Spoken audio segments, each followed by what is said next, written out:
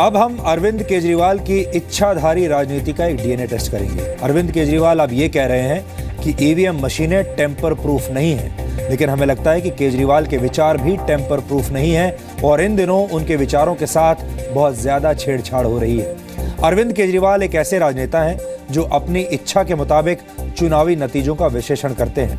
केजरीवाल इस बात की चिंता नहीं करते कि जनता की इच्छा क्या है, वो सिर्फ अपना और अपनी पार्टी का हित देखते हैं, अपनी और अपनी पार्टी की इच्छा देखते हैं और इस दौरान अगर उन्हें लोकतांत्रिक व्यवस्थाओं पर भी सवाल उठाना पड़े तो वो ऐसा करने से चूकते नहीं हैं। अरविंद केजरीवाल ने आज एक प्रेस कॉन्फ्रेंस की और इसमें ईवीएम यानी इलेक्ट्रॉनिक वोटिंग मशीनों पर सवाल उठाए। केजरीवाल ने कहा कि कई बड़े पत्रकार और चुनावी विशेषज्ञ चुनाव से पहले ऐसा मान रहे थे कि पंजाब में आम आदमी पार्टी की ही सरकार बनेगी, ऐसे में उनकी पार्टी हार कैसे सकती है। यानी एक तरह से केजरीवाल ये कहने की कोशिश कर रहे थे कि सरकारें चुनने का हक तो पत्रकारों, बड़े बड़े एडिटर्स और विशेषज्ञों को है, इसमें जनता का शायद कोई रोल है ही नहीं। केजरीवाल ने बहुत जोर देकर कहा कि मीडिया के बड़े बड़े पत्रकार पंजाब में आम आदमी पार्टी को जिता रहे थे, फिर पंजाब में उनकी पार्टी कैसे हार सकती है। केजरीवाल उन बड़े बड़े एडिटर्स और पत्रकारों की बात भी कर रहे हैं जो एयर कंडीशन कमरों में बैठकर कॉफी पीते पीते ये बता देते हैं कि किस राज्य में किस पार्टी की सरकार बन रही है बिना उस राज्य में गए हुए। और शायद केजरीवाल ऐसे ही एडिटर्स और पत्रकारों से प्रभावित भी हैं। ये वही केजरीवाल हैं जो वर्ष 2015 में यानी अब से 2 साल पहले ही 70 में से 67 सीटें जीतकर दिल्ली के मुख्यमंत्री बने थे, लेकिन तब उन्होंने ईवीएम पर एक भी सवाल नहीं उठाया था। आज केजरीवाल ने पंजाब के कई पोलिंग बूथ्स का भी उदाहरण दिया। उन्होंने कहा कि जिन बूथ्स पर उनके वॉलंटियर्स और उनके वॉलंटियर्स के परिवारों ने वोटिंग की थी, वहां पर भी आम आदमी पार्टी को सिर्फ 2 या 3 वोट पड़े। अब केजरीवाल को खुद ये सोचना चाहिए कि अगर उनके वॉलंटियर्स और उनके परिवार भी उन्हें वोट नहीं देना चाहते तो फिर केजरीवाल कैसे जननायक बनने का सपना देख सकते हैं। केजरीवाल ने अपनी प्रेस कॉन्फ्रेंस में कई बार ये साबित करने की कोशिश की कि ईवीएम मशीनें टेम्पर प्रूफ नहीं है, उन्हें फज किया जा सकता है, उनके साथ छेड़छाड़ की जा सकती है, लेकिन वो ये भूल गए कि इन्हीं ईवीएम मशीनों से निकले चुनावी रिजल्ट्स की वजह से वो एक नहीं बल्कि 2 बार दिल्ली के मुख्यमंत्री बने थे। लेकिन तब केजरीवाल को इलेक्ट्रॉनिक वोटिंग मशीनों से कोई परेशानी नहीं थी। हमें लगता है कि केजरीवाल अभी तक अपने विचारों को टेम्पर प्रूफ नहीं बना पाए हैं और अब उनके विचारों से छेड़छाड़ बहुत आसान हो गई है। केजरीवाल जब फरवरी 2015 में पूर्ण बहुमत के साथ दिल्ली के मुख्यमंत्री बने थे, तब उन्होंने मौजूदा चुनाव प्रणाली पर कोई सवाल नहीं उठाया था, जबकि आज उनके पास इस सिस्टम को लेकर ढेर सारी शिकायतें हैं। 2015 में जब उनकी पार्टी को 70 में से 67 सीटें मिली तो वो इसे जनता की जीत बता रहे थे, लेकिन आज जब उनकी पार्टी बुरी तरह से हार गई तो वो इलेक्ट्रॉनिक वोटिंग मशीन्स पर सवाल उठा रहे हैं। हमें लगता है कि केजरीवाल के लिए ईवीएम का मतलब इच्छाधारी वोटिंग मशीन हो चुका है, जो जब चाहे किसी को भी जिता सकती है। हमने वर्ष 2015 में दिल्ली विधानसभा चुनावों में जीत के बाद केजरीवाल के भाषण और उनकी आज की प्रेस कॉन्फ्रेंस का एक तुलनात्मक विश्लेषण किया है। आप सोचिए 2 साल में किसी भी व्यक्ति के विचार किस हद तक बदल जाते हैं। यह विश्लेषण देखकर आप भी समझ जाएंगे कि कैसे वक्त के साथ केजरीवाल के राजनीतिक विचारों के साथ छेड़छाड़ होती चली गई।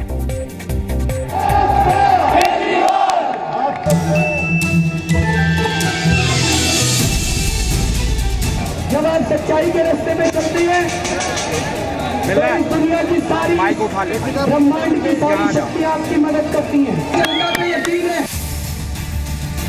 अब ये कहना नहीं टेम्पर प्रूफ है, टेम्पर प्रूफ है, टेम्पर प्रूफ है, हम कैसे माने? सुप्रीम कोर्ट के ऑर्डर में सुब्रमण्यम स्वामी के केस में लिखा है, सुप्रीम कोर्ट ने EVM are vulnerable and prone to tampering. जितना बड़ा बहुमत दिल्ली की जनता ने हमें दिया है तो फिर तो जनतंत्र ही नहीं बचता, फिर तो भारतीय जनतंत्र खत्म है, संविधान खत्म है। हमने अहंकार किया तो यही सबक जनता हम लोगों को 5 साल के बाद सिखाएगी। इसमें हमें 3 वोट मिले हैं, जबकि वहाँ पे 7 हमारे वॉलंटियर्स हैं जो कि पिछले 6 महीने से घर घर जाके कैंपेनिंग कर रहे हैं। तरह वो कह रहे हैं हम तो वोट डाल के आए थे, हमारे वोट कहाँ गए? उत्तर प्रदेश के चुनाव अभी हुए, उसके अंदर बहुत सारे इस किस्म के मसले निकल के आ रहे हैं, जिसके अंदर बहुत सारे प्रश्न चिन्ह खड़े हो रहे हैं ईवीएम मशीनों के ऊपर। सब लोगों की सेवा करनी है, दिल्ली के लोगों की सेवा करनी है। ईवीएम के जरिए 20 से 25% वोट आम आदमी पार्टी का अकाली दल और भाजपा के गठबंधन को ट्रांसफर तो नहीं कर दिया गया है। आज जो बीजेपी का हाल हुआ, समझ के परे है, बिल्कुल ही समझ के परे है। मैं अकेला कुछ नहीं कर सकता, मैं बहुत छोटा आदमी हूँ। सारे पत्रकार, सारे एनालिस्ट्स ये मान रहे थे कि आम आदमी पार्टी स्वीप कर रही है पंजाब। कई लोग ऐसे हैं जिन्होंने अपनी नौकरियां छोड़ दी, कई लोग ऐसे हैं जिन्होंने अपनी दुकानें बंद कर दी 24-24 घंटे। डॉक्टर प्रणव राय ने कहा, शेखर गुप्ता जी ने ट्वीट किया, शेखर गुप्ता जी ने लिखा कि लोग कह रहे हैं माझा में ये लोग कमजोर हैं, और मैं 3 दिन से माझा में घूम रहा हूँ, मेरे को तो माझा में भी वही वेव दिखाई दे रही है जो मालवा में दिखाई दे रही है। मेरे को पता है कि ये सारा जो आज मैं बोल रहा हूँ आप सब लोग मेरा मजाक उड़ाने वाले हो।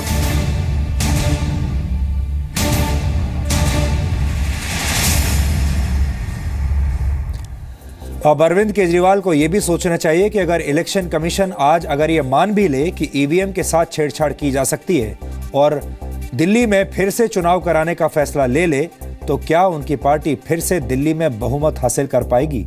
ये बहुत बड़ी बात है।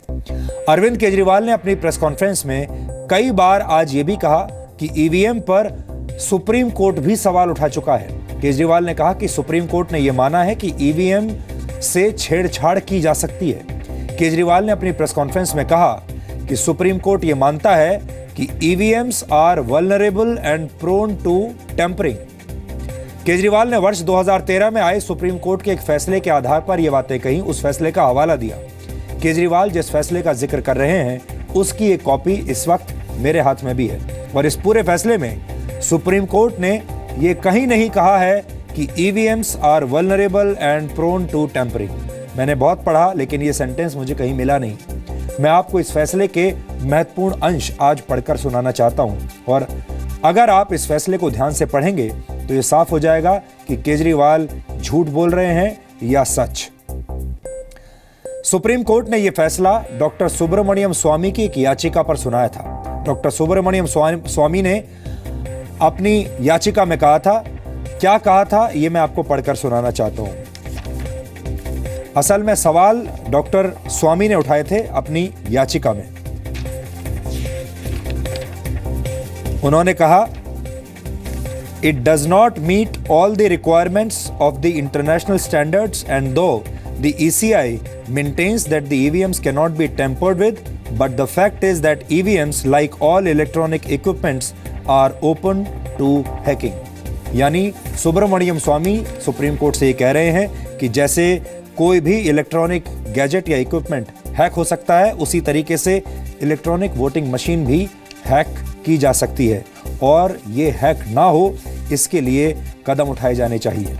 इसके बाद इलेक्शन कमीशन की तरफ से सुप्रीम कोर्ट में कहा गया, क्या कहा गया मैं आपको बताता हूं। ये इलेक्शन कमीशन ने क्या कहा, ECI submitted that the apprehension that EVMs could be tampered with is baseless। यानी ये बिल्कुल निराधार बात है, ऐसा इलेक्शन कमीशन ऑफ इंडिया, चुनाव आयोग कह रहा है सुप्रीम कोर्ट में। इसके बाद इस पूरे फैसले में सुप्रीम कोर्ट ने VVPAT यानी voter verified paper audit trail को पारदर्शी चुनावों के लिए जरूरी माना था, और इसी पर टिप्पणी करते हुए सुप्रीम कोर्ट ने कहा था, from the materials placed by both the sides we are satisfied that the paper trail is an indispensable requirement of free and fair elections. ये देखिए, ये यहां लिखा हुआ है जहां से मैं कोट कर रहा हूं, that paper trail is an indispensable requirement of free and fair elections। यानी सुप्रीम कोर्ट कह रही है कि VVPAT टेक्नोलॉजी लाई जानी चाहिए, उसके बाद ही इन चुनावों, इन मशीनों पर भरोसा किया जा सकेगा। और इसके बाद फैसले के आखिरी पन्ने पर सुप्रीम कोर्ट ने कहा है कि VVPAT की व्यवस्था को फेज्ड मैनर यानी चरणबद्ध तरीके से लागू किया जाना चाहिए, और इसके लिए सरकार जरूरी फंड की व्यवस्था करे, ऐसा उसमें कहा गया है।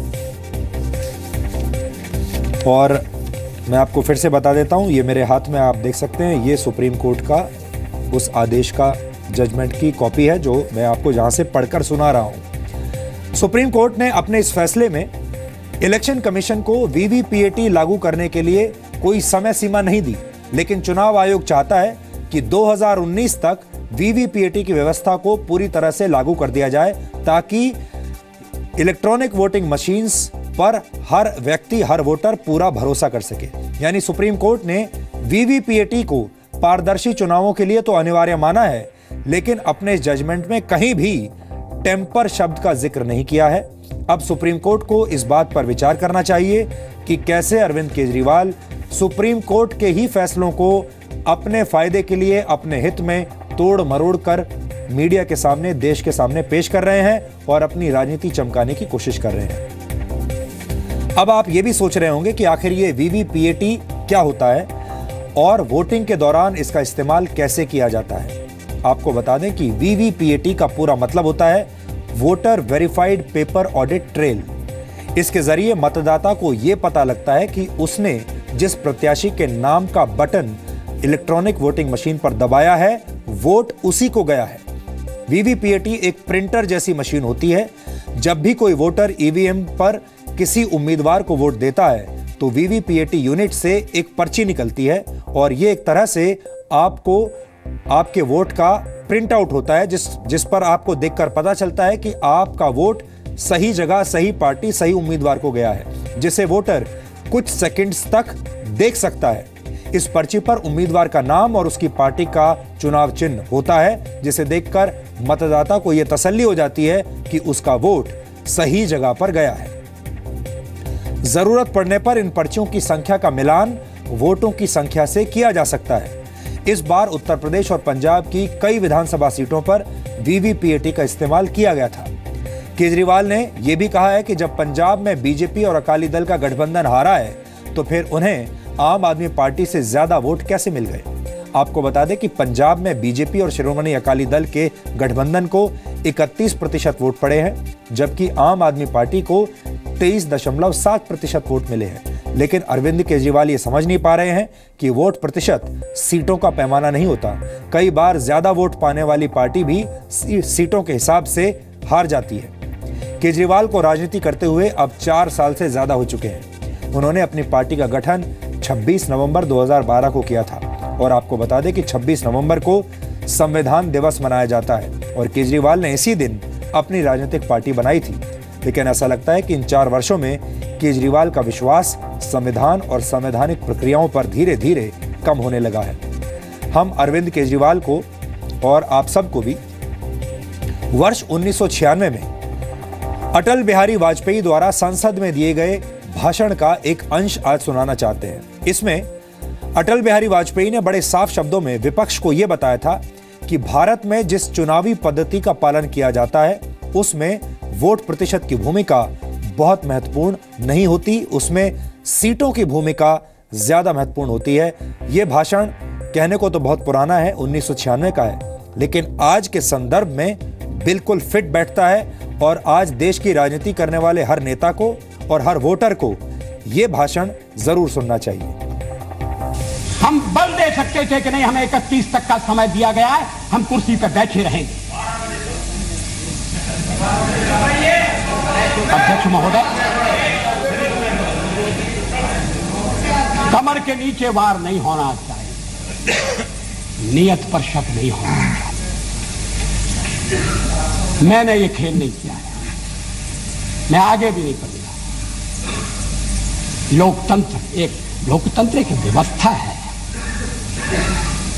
अब कहा, अब गिनाया जा रहा है आपको कितने % वोट मिले।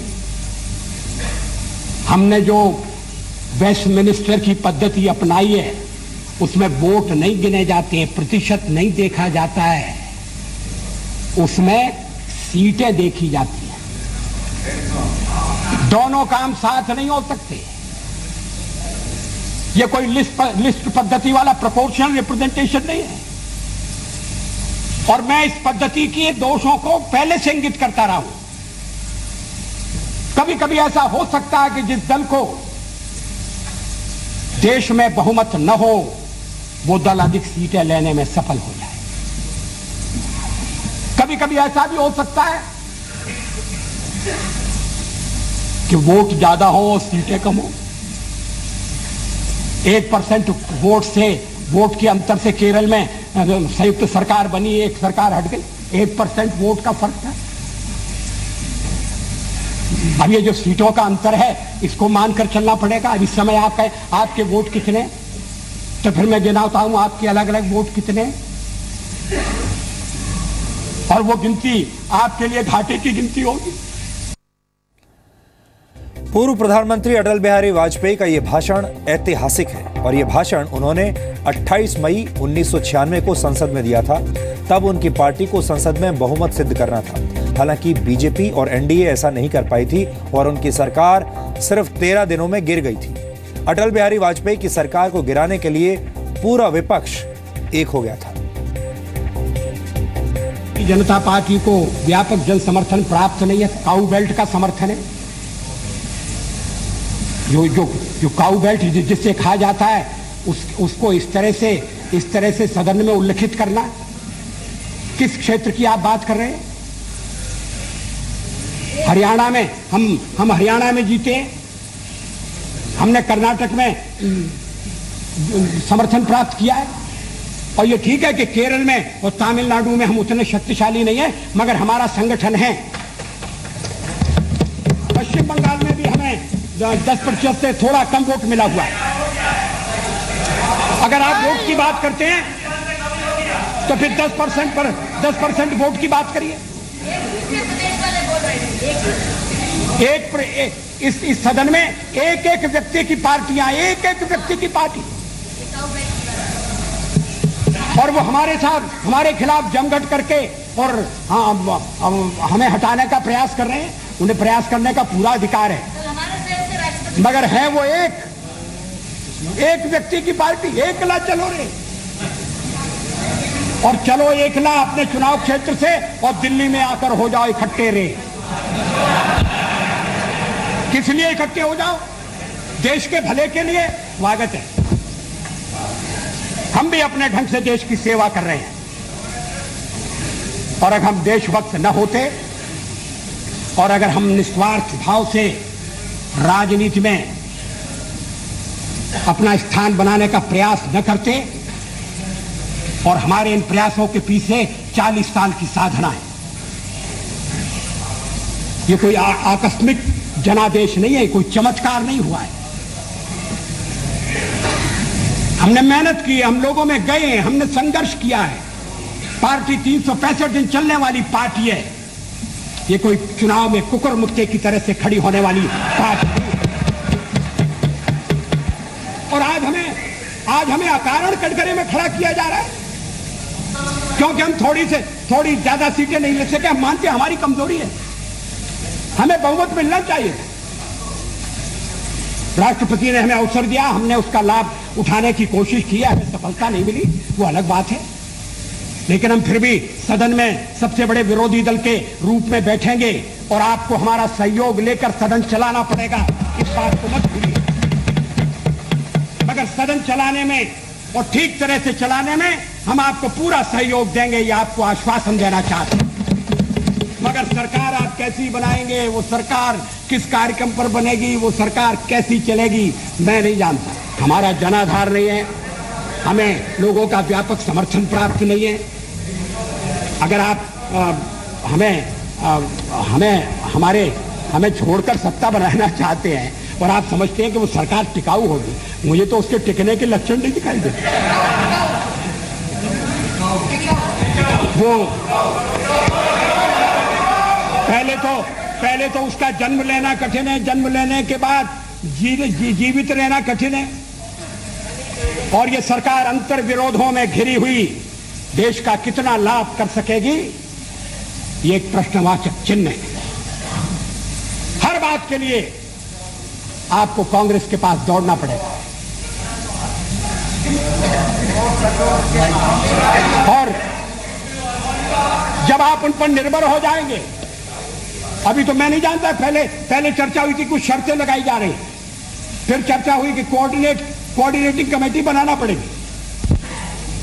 फ्लोर पर भी हम लोग कोऑर्डिनेशन करते हैं, उसके बिना तो सदन नहीं चलता। आप सारा देश चलाना चाहते हैं, बड़ी अच्छी बात है, हमारी शुभकामनाएं आपके साथ हैं। हम अपने देश की सेवा के कार्य में जुटे रहेंगे। हम संख्या बल के सामने सर झुकाते हैं और आपको विश्वास दिलाते हैं कि जो कार्य हमने अपने हाथ में लिया है वो जब तक राष्ट्रीय उद्देश्य पूरा नहीं कर लेंगे तब तक विश्राम से नहीं बैठेंगे, तब तक आराम से नहीं बैठेंगे। अध्यक्ष महोदय, मैं अपना त्यागपत्र राष्ट्रपति महोदय को देने जा रहा हूं। पूर्व प्रधानमंत्री अटल बिहारी वाजपेयी ने यह भाषण आज से 21 वर्ष पहले दिया था, लेकिन उनके द्वारा कही गई ये सारी बातें आज की राजनीति की भी उतनी ही सच्चाई है। इसलिए ईवीएम पर सवाल उठाने वाले नेताओं को ये समझना होगा कि अगर हर चीज पर उंगली उठाई जाएगी तो चुनावों में मतदाता अपनी उंगली पर उनके नाम की स्याही लगवाने से पहले 100 बार सोचेंगे और फिर भी शायद ऐसे नेताओं को वोट नहीं दे पाएंगे।